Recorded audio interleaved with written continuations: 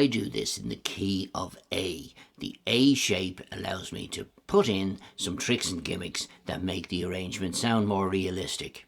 Now, if we were to talk about the beat, let's say, in low G strumming terms, where da is a downstroke and D is an upstroke, it's like this.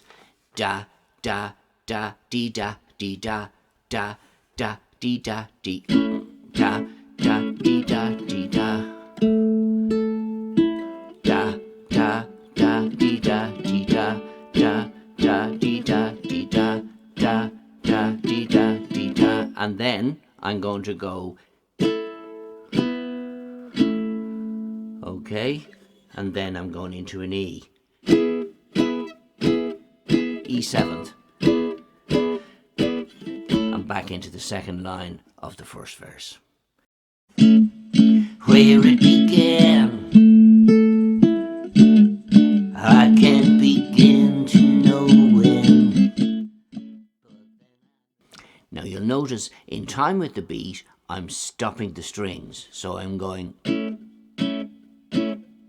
and the way I'm doing that is that I'm bringing my little finger down across the strings just to stop them from ringing out. I'm not pressing down with my little finger there, I'm just resting it. Now, if you haven't done that, it's something to practice.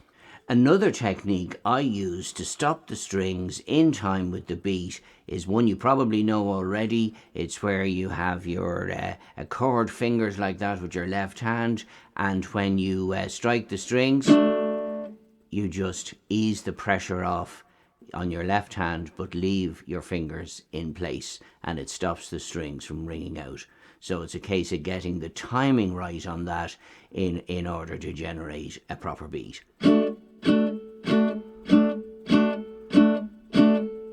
Now that technique is used throughout the song because it's a beaty song, so it's something for you to practice if you're not already doing so.